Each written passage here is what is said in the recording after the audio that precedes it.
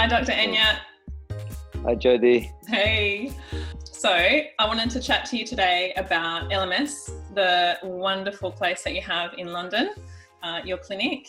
And I wanted to first get a little bit of a background story, I guess, of where you and how you ended up where you are. And your clinic blew me away when I was in London. It was something that I'd never seen before.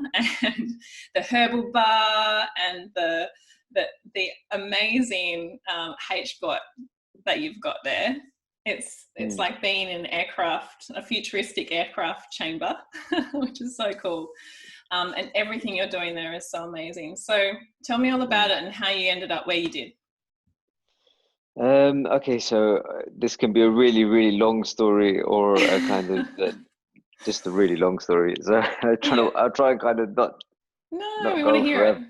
I've always tried to have an eye for things that are not just different, but things that are innovative.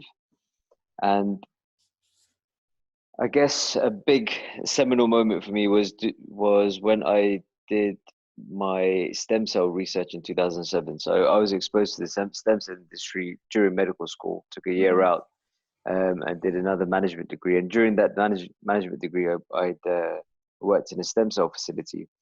And I was like, whoa, we're not taught about this innate ability of self-healing when we're taught about medicine.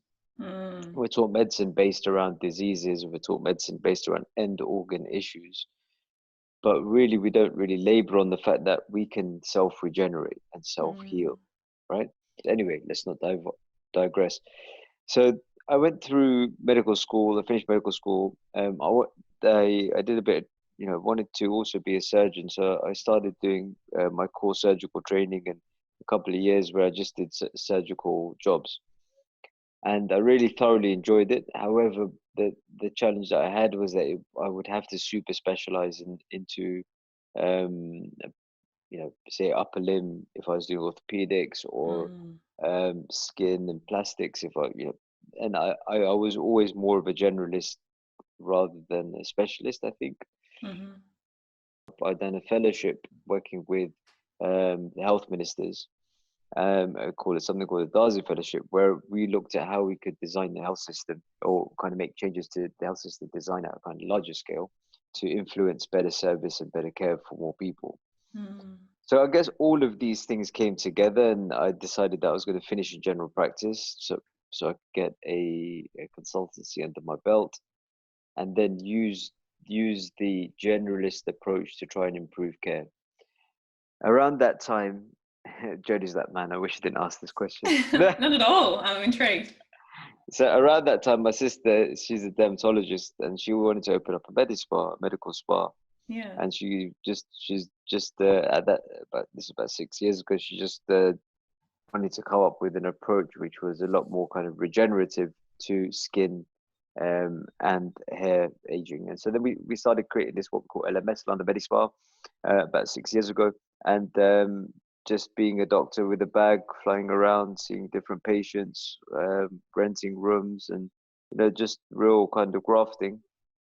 And it was getting a lot of traction. So we created these really smart protocols, ultimately biohacking your own skin, like by understanding how skin ages, and then reversing those, or up-regulating certain pathways that have slowed down, at the reticular dermis, and make your skin grow out from underneath. And suddenly, wow, your skin looks, not suddenly, it takes a few months, but your skin starts to look 5 years younger. You're like, wow, look, some laser or PRP and stem cells and platelets and retinols and different approaches was all designed to kind of upregulate your own pathways that slow down and make your skin look better. And then also facial aging, looking at how kind of fat moves and bone resorbs.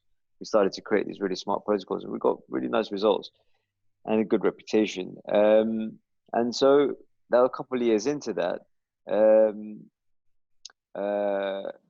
actually started getting exposed during that time to IVs and IV drips and IV nutrients. And I was like, okay, this is really interesting. Let's start playing around with this and see what happens. And noticing that people started to feel better, just doing kind of Myers cocktail with vitamin C, or if you get a cold, just the symptoms come down within a couple of days very quickly.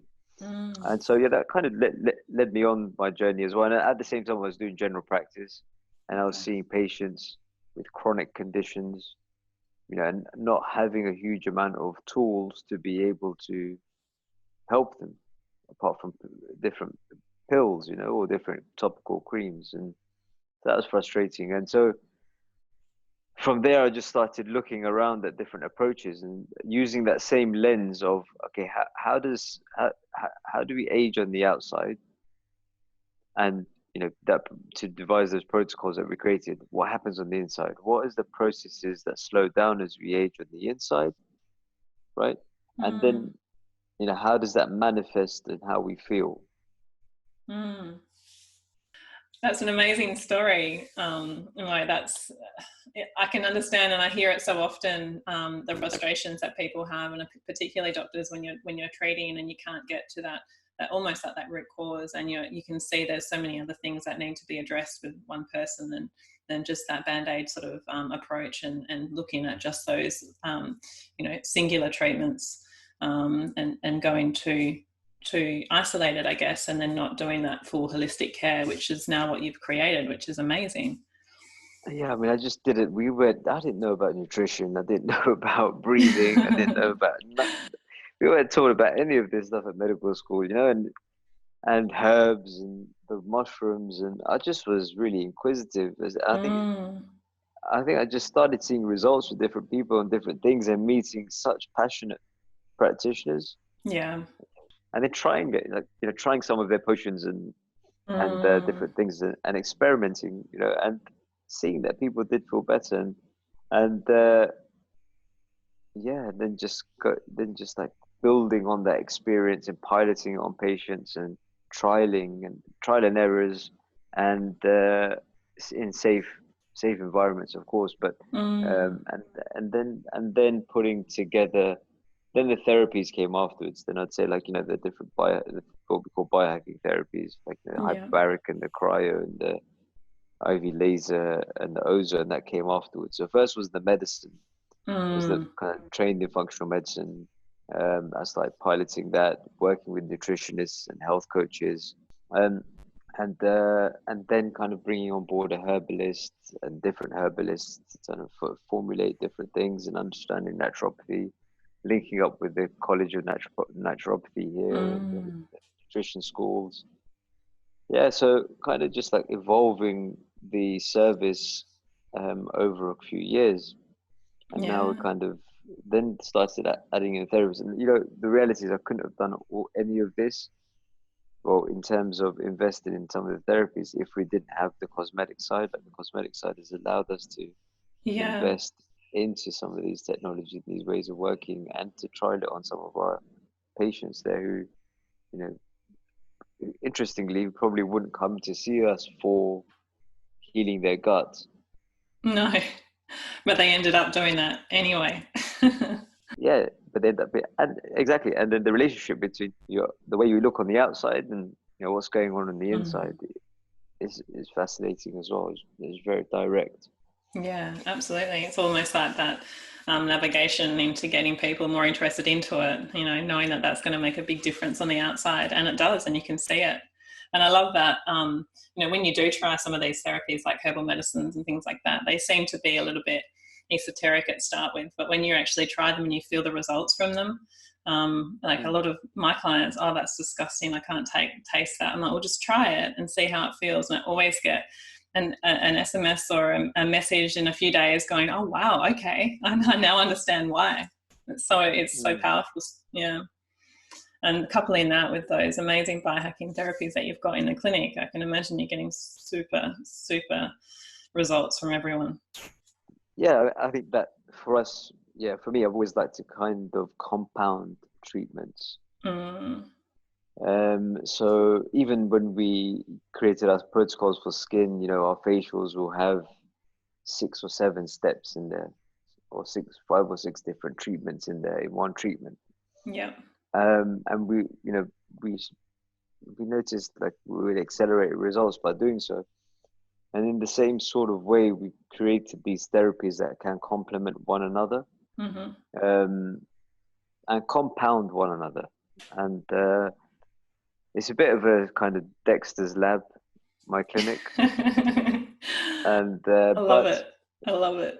but it's and the other thing is that I wanted to create something that was like your usual clinic. You know, you go there, you'd have a healthy bar there. I've always been inspired by, like, you go to an Apple store and you just see how people engage with technology is so much more different than you go to PC World, right? Yeah, Or absolutely. Curry's or something like that. And I think that's where I worked in retail, that's coming out there in terms of, I spent so long in the user experience and understanding that I wanted to create somewhere that was an experience. Yeah, and very unique. Yeah, so yeah. Yeah. Yeah, So, well, yes. did you want to dive into some of these treatments and therapies for Yeah, me? we can do. Yeah, we can do. So, Whatever you want, I'm all yours. first, IVUV. And I know it's referred to the cure that time forgot. So, tell me how you came about that and got into it. Okay, so I mean, I came across it in Germany actually, and I went to a conference there. It's the International Laser Medical Application of Lasers conference, run by a chap called Dr. Weber, and he's one of these, and they had doctors from all over flying in for it, and he's I think he's a kind of general physician by background, but he's multiple published in, I would say, integrative medicine for about 20 years probably, and been integrating it alongside, kind of one of the first to pioneer in stem cells actually. So and so anyway, came across this. I can't remember exactly how I came across it. I mean, I was always looking at different areas and sources of inspirations of Germany, Austria, because they pioneered wellness in many ways in the 60s and 70s in Europe anyway. Yeah. And 80s through their gut and detoxification based approach. I always see salt inspiration. Actually, I think they never conceptualized it into functional medicine, but I think they were the forefathers of functional medicine in a lot of these clinics and centers. Yeah. And so I went to that conference, and that's where I first came across it. I reviewed some of the in soft tissue tumors. So with a needle, they put it into kind of like breast tumors or in the back, or kind of soft tissue growths, and would, as an adjunct, see it shrink. And they used it alongside kind of chemotherapy and other things as well. And because we'd been using red light for the skin, blue light for the skin, I understood, already had some experience with photobiomodulation and understanding the mechanisms of how it worked, and the I'd say the clinical significance of it, how much it actually moves the needle, right? So I wouldn't say it's something that's going to move the needle a huge amount, but I would say that it's an adjunct for sure. Yeah, so that's how I came across it. And initially there was four different wavelengths of laser light. There was red, activates the mitochondria, which you know about. So the same as the red light panels that we use now for pain, inflammation, etc. Then you got the green, which increases oxygen carrying capacity in the hemoglobin. You got blue, which is antibacterial, and that's antibacterial on the skin as well. You got yellow, which actually is the same range of light that stimulates vitamin D synthesis pathways, right? But you can give that systemically. And, then there's the UV, which they've been using, just like they've been using to sterilize medical equipment with UV light for some time. They've been shown that UV light is pathogenic. Okay. Yeah, right. So it kind of reduces viral count. It reduces fungi and mold presence. Yeah. yeah, so that's how I brought it in. Now I brought it in, and we're very clear not to prescribe these treatments as cures. No. We don't want to say that because with the evidence, the evidence isn't there, and the evidence isn't there. It's not there in the kind of randomized controlled trials and the language that the community is expecting. Absolutely. However, we know from a scientific level that it does support these pathways, so we can use it preventatively or as an adjunct, but we apply that with clinical discretion, right? You have to be mindful. So that's how the IV's laser came about, and we've been using that alongside the IV nutrients. Okay. So talk to me a little bit about the IV nutrients. And I know when I was there, I had a session of the IV nutrients, and then I went into the HBOT. And I know you love that compounding of therapies, which is fantastic, and that you can sort of stack them on top of each other. But the IV nutrients, so what is it, and what have you found with your clients that have made the best difference with the IV nutrients? So it depends. So we have different kind of concoctions of IV nutrients, but ultimately what we use are a blend of vitamins, minerals, amino acids, and sometimes antioxidants. That's basically what we use, and the core base is what we call a Myers, which contains some core minerals: magnesium, calcium, selenium, zinc. We add some selenium and zinc to it, plus B1 to 12, vitamin C. And we can tinker the dose of vitamin C. We can put the right type of B12, like a methyl B12 in instead of, and then on top of that, we put in different amino acids like, arginine, cysteine, lysine, methionine, depending on what we're looking to achieve. We know arginine's a lot more involved in kind of cardiovascular benefit and also immunity. So we can formulate different kind of formulas, but usually most people say, look, we just put everything in and let's just go for it. And so that's what we do. And then what do we do? So stacking, so it's very kind of, I see if we think of the human body quite simplistically, at a cellular level, each cell contains a mitochondria and a nucleus, and we're made of 23 trillion cells, but each cell takes in oxygen from our airways, breathing oxygen, the lungs expand, the blood then takes it from our lungs, delivers it to our tissues and cells, right? And our blood is basically our plumbing network that goes, it's just, it's our waterworks. The most important system is our gut. We take food and we break down the food into core building blocks, right? So this is where the efficiency of the gut is really, really important. Like, it's got to be super efficient at breaking down the food into those core building blocks, right? And then absorbing those core building blocks into the blood. And then the blood takes over and delivers it around the tissues. And we know in our naturopathic or functional medicine that that doesn't happen that efficiently over time. That becomes inefficient, that process, right? We drive inflammation through the gut. We've got leaky gut. When we start to fix that, people's energy and health improves. And that's because at the basic core level, that engine of taking the nutrients out of the food and delivering them improves.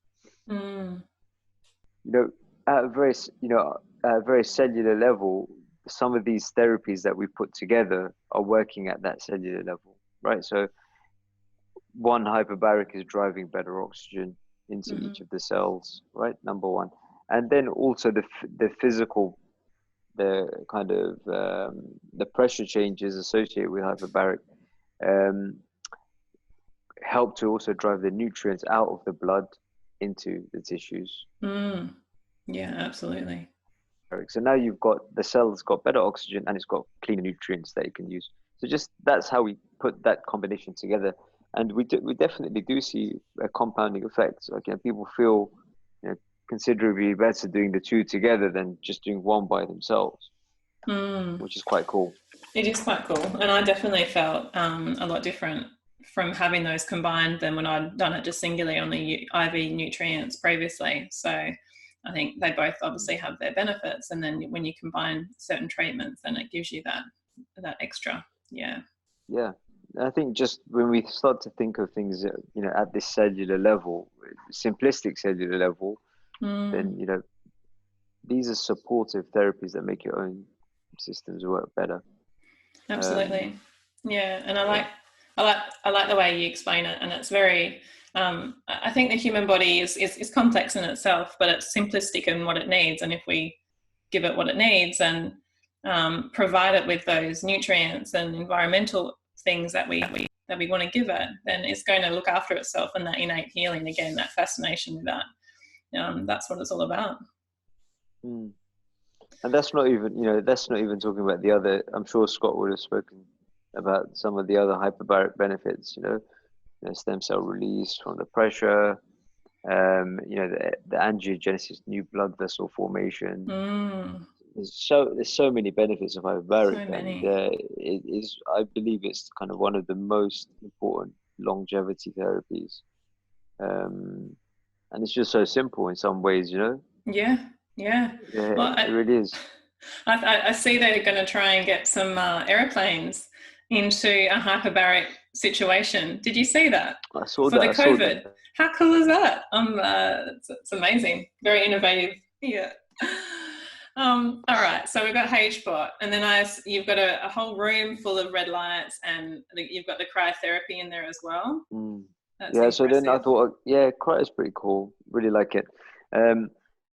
It goes down to, so this is a whole body cryo, and again, when you're looking for therapies, be mindful of, and I suppose I learned this when I was looking for laser machines and technologies for the aesthetic part of our business, that it's salespeople are salespeople. So you go to these conferences and you won't usually meet the medical expert especially if you're going down the hall with the technical machines and stuff. You won't meet the medical expert, and so you have to kind of do your due diligence and understand and look into things and say, okay, what if I'm going to go into cryotherapy, number one, how does it work, what's the evidence, and then what are the best technologies applying it, and what's the difference between these technologies? Why is there a price difference, right?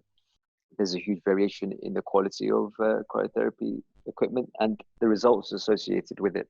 So, there's a huge number of the head out chambers, where your head's sticking out. They're actually liquid nitrogen being blown on you directly, and that's why your head has to be out. And the liquid nitrogen's at the bottom, coming out near your feet. The temperature gradient is quite, the gradient is high, right? So there's a big difference between the top and the bottom. Whereas the whole body chambers, there's two types, electric or fed by liquid nitrogen, but blowing in cold air. Now, why are they better for me, and actually evidence-wise, is basically because your whole head's in. The temperature gradient is cleaner and better between the two. You get more of a kind of hypothalamic effect. And so, yes, we know cryotherapy causes the endorphin release. We know it causes the vasoconstriction, and the reactive hyperemia or the reactive vasodilation afterwards causes a surge of blood and nutrients around the body, nutrient delivery around the body. And I mean, just on the technical side, if you're going to be putting a temperature down to minus 140, you want to make sure that kit is going to be good, right? Oh yeah, it's going to be safe and effective. And has been through clinical trials. And absolutely, it's not like our backyard job that we have here, the water freezer that we've turned into just a water bath, a cold immersion. Yeah, I think those are fantastic as well. Yeah, but those are fantastic as well. I think cryo is definitely reaching that different level of cold therapy for sure. Yeah, okay. I mean, I think it's more comfortable than the water immersion. Absolutely. So you can go to lower temperatures. We combine the IV and the hyperbaric and the cryo into one session now. And that's called a superhuman protocol. Yeah. Whoa, amazing. That is pretty special. Yeah, so cool. Yeah. So with the cryo, the nutrient delivery, so obviously that increases the blood flow and then gets more nutrients. Is that the mechanism? Yeah, I think there's one mechanism. So it's through the plumbing effect. So I call it plumbing effect, which Yeah. is basically improves your plumbing temporarily, Yes. because when you're at normal resting state, your blood vessels may be open like this. Go to extreme close, they shrink up. Right. Then your temperature comes back to room temperature, and then your blood vessels don't go back to here, your normal resting state. They go back to open up. So that's called reactive hyperemia. So that's the kind of vascular effect of it. Then you get the hormonal changes we talked about. Yeah. So those are the two, and so I forgot to mention the metabolic changes as well. Mm. So what happens from the extreme cold, your body's like, I need to create heat, Yeah. right? So then you start to a process called thermogenesis, where your cells, your mitochondria in your cells start working. And just from that process, that takes up about 500 to 700 calories, just that process. So we get people coming in for the metabolic effect as well, Wanting to burn those alongside everything calories. else. Yeah, but what's fascinating, all of these therapies, especially the cryo, ultimately we're putting you in an environment of extreme cold, and it's how your body adapts to that. So it's And like that's that what's really, hormonic stress, isn't it? yeah, Yeah. exactly. So interesting. So you've also got measurables and things that you would recommend people use to track their own health? Yeah, so we for our patients, we just find that Ura is the easiest to work with. Yeah. For patients, they just like it the most, and the data is nice, and I think they need a bit of coaching on it to understand the metrics and to understand how to best use it. Yeah. Otherwise, they can kind of do you have an Aura yourself? I've been wanting to get one for a long time, and I was due to go to the US actually just when COVID happened, so I was going to pick up one then, but I've seen them in action, and I've been wanting to get one for a very long time, so I know a little bit about it. We like using the Aura ring at the clinic for our patients, just because it's quite straightforward. We do, and sometimes patients have their Garmin and they have a Bitly or a Whoop, a Whoop. It is really cool, and it tracks important metrics like your body temperature, your sleep stages, your heart rate variability, your resting heart rate. It's got pretty nice inbuilt-in moments, so you can do a moment of meditation with built-in meditation in the app. I love all that. Guided meditation. Yeah, so it's really cool. So cool. The nicest thing about it is it kind of gamifies health, right? And it helps people to take control of their current moment by learning and reflecting on what worked well for them yesterday or the day before. Yeah. And that's what's really powerful about it. I think that ties into the whole coaching-based approach that we try to create as well. It's super important for people to be able to do that. Yeah, it's like having a personal trainer, right? Yeah, exactly. You need it for your health. You need it. I think so, absolutely. And I think we need to move away from that prescriptive model of care to more supportive model of care, right? Yeah, putting the power in their hands. Where they're at. Yeah, exactly. Because we've all been a patient, been given a prescription, and just with the best intention wanting to do it, but never did it. Did 10% or 30% of it. That's right. And yeah, so that switching that on its head. I learned that when I was kind of really powerful for me when I worked with diabetic patients, and I did there were these programs called expert patient programs. Okay. That was a really cool experience, and realizing that just getting on the other side of people that have these chronic conditions, and just listening to them and just really understanding that how much they actually absorb in a consultation, and how much they actually take away, and how confusing it is for them, especially. So it was just that was really eye-opening. I think that's probably why I really favor this coaching-based model of care. Yeah, it works so well, and having them empowered, but you also believing in that, and them given the confidence to then be able to do that. I think that's almost a placebo effect in itself for their health as well. I think also not oversetting goals. I think be mindful to set realistic goals for your person. Like, let's not make health. Let's not be. I can't find the word right now, but let's make it. Let's make it fun and Achievable. achievable. Yeah. Yeah. When if we make it overwhelming, and we can do that. Yeah, I've done it. As a practitioner, it can be quite easy to do. Like, I'll just do Yeah. this and this and this. You'll be fine. Like, Yeah. Yeah. it's, And they don't do but anything. yeah, they're like, listen, you don't realize how hard that is for me, right? We don't spend time understanding that, Yeah. and I think I think that's really, really, really sometimes one of the major reasons why we don't get results, and people stay in these chronic states. Absolutely. Absolutely. All right. So we've got all those. Now, I wanted to ask you, what's your opinion on something like colonic hydrotherapy? Have you ever used that in the practice or recommended people do that as a form I of have therapy? I haven't, no. I mean, I haven't used it myself. Um, I've not looked into it hugely. Okay. Um, Yeah. to be honest, I think it, like every therapy, everything has a role and an Mm-hmm. indication, probably, right? Most Yeah. things have kind of a therapeutic index. Yeah. Who's it best suited for? When's it best suited? And Absolutely.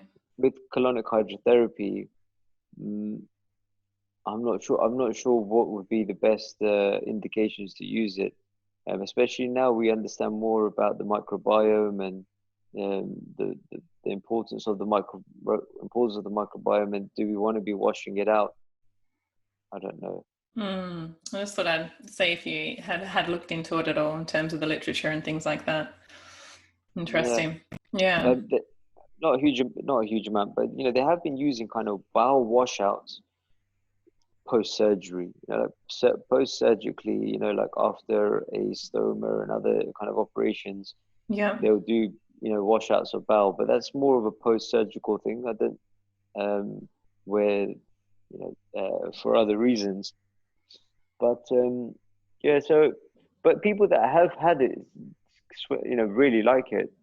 Yeah. I don't know how much it moves the needle for chronically on your health, but I think it probably makes sense that it would give some short-term benefit or feeling of benefit anyway. Feeling, yeah. Um, yeah, I don't think I personally don't have it in our practice because I don't see the role of it.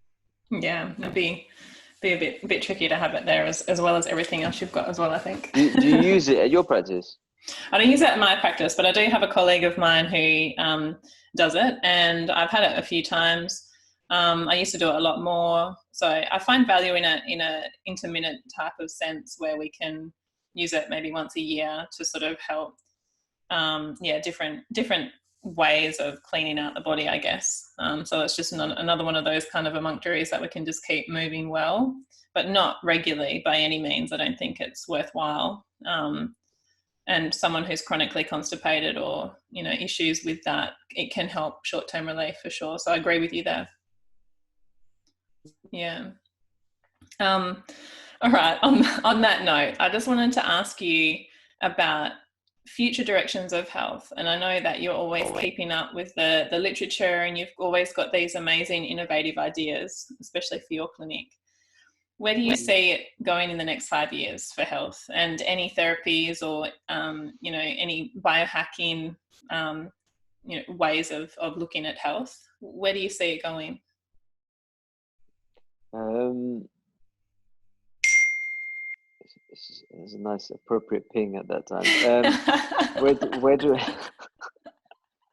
I'm waiting for the light bulb to go off Today. at the same time as that noise. Today is just one of those days, I think. It's nice. It looks nice and sunny there. The sun's coming out here as well. It is, I can Okay, so see. where do I see it going in the next 5 years? Sadly, a lot of what our practices are in the kind of fringe healthcare at the moment. It's not part of the mainstream. I think there's a way to go for us as a community to try and get that into the mainstream. I think we've got to work out how we're going to do that, right? Like we've got to overcome some of these like barriers to adopting preventive medicine or optimization medicine or wellness medicine, um, testing therapeutics, systems or ways of working. So what if I get old and grey and medicine's just the same and healthcare is just the same, right? But it's a possibility. Genuinely is. It Yeah. does feel like it's a It takes a possibility, right? while to And change, that doesn't it? it does take a while to change, and I think I think we all need to be conscious of that and try and be part of a movement that helps facilitate that change, right? And that means we're Yeah. going to have to try and get into the mindset of what and overcome the roadblocks that has stopped innovations coming through into our systems previously, right? Basically, Yeah, it's this evidence roadblock. So, exactly. health practitioners, and we're doing everything from naturopathic, health optimization medicine, functional medicine, regenerative medicine. You know, all of us. I hope to see us come together in collecting data, sharing data, and then publishing data to make Yeah. some waves. And I think once we get that information out there, like once we collectively say, look, there's these kind of approaches that work well for chronic autoimmune conditions, and we're reversing people with eczema and psoriasis, rheumatoid, you know, which is happening all over the world. But we're just not sharing that information, and you know that is powerful stuff. For me, that was what got me into functional medicine. Was like when I tried it on a couple of patients, I was like, wow, this stuff is powerful. Yeah. Yeah. Yeah. It's so important. Physicians want to know about it, and health professionals want to know about it around the world. Anyway, yeah, you can. I go from tangents. So I apologize. What else? I That's think good. the other thing that will happen is um, you know, this whole quantified self everyone's talking about. Right, Yeah. a bit Yeah. more metrics driven stuff, and I'm seeing some patients, diabetics, you know, CBG monitors, loving it, absolutely loving having these monitors and transforming the way they engage with their health. So I feel like that's going to come more in the mainstream as well. People are going to embrace that a bit more, specifically for certain conditions. Yeah. Um, what other therapies? I don't know, man. I mean, ozone's been around from the 20s. I don't know if it will ever pick up. I don't think it will get. I don't know. I hope it You does don't get into the think? mainstream of it. I don't know. I hope so. I mean, I was hoping COVID would come and COVID would make people, doctors especially, more a bit braver, Yeah. and connect the science to the medicine. I think there's a disconnect now between science and medicine, um, and you know, some I don't know. I'm hoping we'll start to see more innovation coming through. But some of these therapies are really old. Like hyperbaric's really old. Yeah. Ozone's really actually quite old, going since the 20s. What are the next ones? I'm not sure. Let's see. Let's keep. Let's see what Uh, happens. What comes out. I guess it's about bringing back all these old therapies that have been so effective, and actually just instilling more confidence in people to be able to use them, isn't it? It's sort of in that way getting people to be thinking, and that's where I think COVID's been so good in that it's sort of brought about a little bit more of an alternative viewpoint of health and the way that we can treat. I think that's a good thing. Yeah, absolutely. Yeah, amen. And I think we needed it. I think we needed the people to realize that the health system is there as a safety blanket. Yeah. Um, and and as a safety blanket, it can give you a false sense of security, Yes. So true. So true. right? Yeah. And that's what it's done. It's given people a false sense of security. And 20,000 people have passed away in the UK from COVID. It's insane. It's Nuts. absolute insanity. Yeah. Um, and it's a tragedy, absolute tragedy. And but So onto your the guide that you've put out, oh yeah, the let COVID me and just immunity, which is yeah, let me show. so impressive. Yeah, let me just show it. Can you see it? Yeah, there we go. Yeah. Okay. So is it moving on your side? It is. It is. Yeah. Okay, cool. I love that video, by the Yeah, way, of your clinic. That's so cool. this one, yeah. Yeah. We won't tease people now. No, they can They'll do have it to watch it. themselves. Yeah, exactly. So basically, yeah, we created this guide and of all the different factors that produce a healthy immune system. So that includes the gut, digestion and defense, your stress response, and your hormonal axis, your parasympathetic, sympathetic nervous system, Yeah. um, and then your sleep as well. That's another major So component that huge. drives immunity. Yeah, sleep. And then we looked at kind of the coronavirus and what's really unique about it. And actually, we found out, it's not the virus itself that kills you. It's not the virus itself that directly is the problem. It's the hyperinflammation that comes, um, with a really high viral count. Okay, Mm. so it's this hyperinflammation that happens. Design strategies off the back of it to say, all right, well, how do we get people to have a healthy immune response so that in the Mm. first 5 to 7 days they keep the virus load down, they move Yeah. that peak of the viral load down, Yeah. and then therefore they're less likely to have their hyperinflammation or the cytokine storm that Yeah. happens when you're up here, right? Mm. And so, we then that's how we looked at it, and then we created the guide, and we said, okay, let's start diving into different approaches. We looked at testing and said, what testing's out there, what's important to look at, including other biomarkers. LFTs are really ferritin. I should add to that. That's not on here. Really important to Yeah. look at. Because it will be In increased, won't it? Yeah, because of the Yeah. inflammation, they're using it as a marker, Yeah. and then how they're using wearables out. So yeah, basically a really complete guide So that we much looked work's at gone kind into of. it. Yeah, thank you. Yeah, it was three solid weeks of work with me and my team. Oh my Um, goodness. It's so Recipes. so Yeah, go for it. interactive. I love it.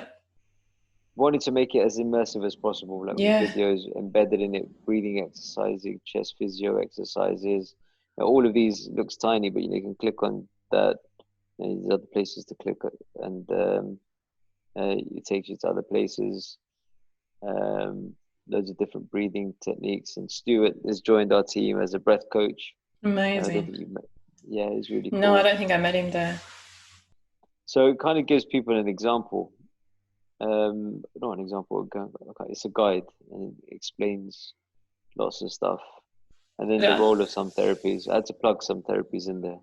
Yeah. Very cool. I had to do a little bit of plugging. I'm sorry. Oh, you have to. But I think it shows people, and it definitely put it into perspective for me of what the encompassing, well, how much it takes to look after our health. And looking at this, it's really that we have to be on board with all areas of our life to be actually fully optimized and fully superhuman as such. Where we see, as we know, our health, or which is the blue circle, our outputs of health, so energy, mood, sleep, focus, digestion, immunity, inflammation, libido, fertility, skin, hair. These are all things that we produce from our internal systems. They map out directly to these biological processes that happen in the green circle, but we've grouped them together. The mitochondrial nutrients that includes your kind of like your whole gut and digestive system. Deliveries, all your blood vessels and your vascular health, and looking for elasticity, rigidity, plaques, lipids, etc. Waste, the looking at the kind of detoxification pathways, self repair. So this is more about growth hormone as well. Your immune system, so that's your kind of immune response, and the marker cell turnover is your autophagy. Nervous system is your sympathetic nervous system, parasympathetic. Hormones is your whole hormonal axis, and genetics, we know about genetics. So these are the kind of what we call the inputs or the biological processes that produce the outputs. Yeah, and you can map out. So we can map out, like for immunity. I think we go into, we talk about that in 1 second. Yeah. So we say like the ones related to immunity. These are the biological processes actually are the most important to immunity. And then Amazing. these are the environmental factors, how we eat, move, sleep, etc., etc. This is why it's a complex systems approach. Everything's interrelated, really. It is. And we're moving we need to move away from the organ-based care to a whole systems, person in front of you based care. Yeah. And then so then after that we say, okay, that's the kind of this green, yellow, blue circle. What's the data points you can match to those green, yellow, blue circles? The questionnaires, wearables, biomarkers here, and the measurements here. And then what therapies you can prescribe to it. And so then this is what our therapeutic range at the moment: nutritional strategies, supplement, herbs, hormones, brain training. This is where stem cells, biologic, peptides,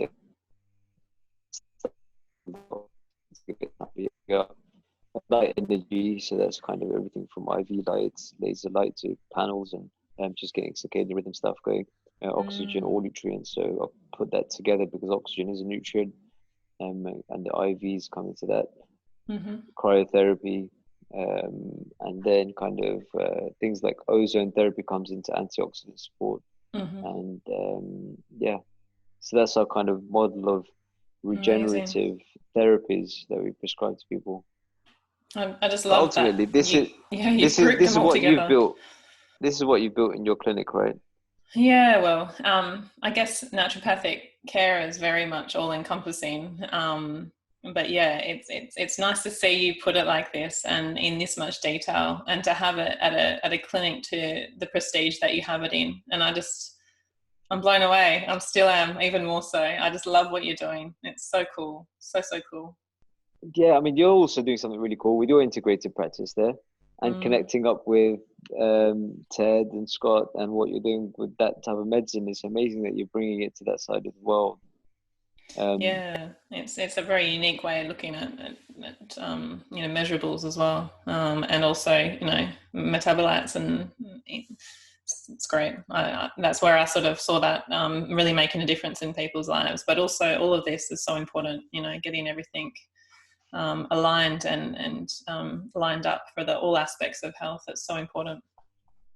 And but yeah, so this is continual learning for us, and that's why we're so lucky to be in the fields that we're in. Yeah, there's just so much to learn. It is, and connect as well with some amazing people, like yourself. I'm so honoured and blessed to be able to actually connect and have conversations like this and share knowledge and get it out to the wider community, like your guide. And for example, right now, this is so important for people to be able to see this information. So we'll be sharing it far and wide.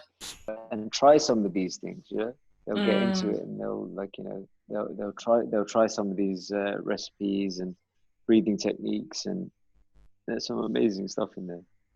Yeah, actually applying it and see how it has its effect. Yeah. Yes. So please do make sure you share it out to everyone, and put the link on your podcast for them to be able to download it. You can just direct them to lms.health, our website. Absolutely. To download this stuff. Yeah, absolutely, Mo. Thank you so much. Yeah. And I would love to speak to you again and get better internet connection to start with as well. But we can definitely have another conversation. I think that would be amazing. If not, I could do it in live if we come to London at the end of the year, and come and visit the clinic again. It would be amazing, or your practice. Yay. Amazing. Make sure. Yeah, I'm looking forward to it. Well, so thank you so much. I'll leave it there, and I'll stay in contact, and good luck with everything, and thank you for everything that you do. I appreciate it. I'm sure everyone else out there is going to appreciate it and does appreciate it. So thank you so much. Thank you, Jodi. That's super kind. I'll see you later. Take care. Bye.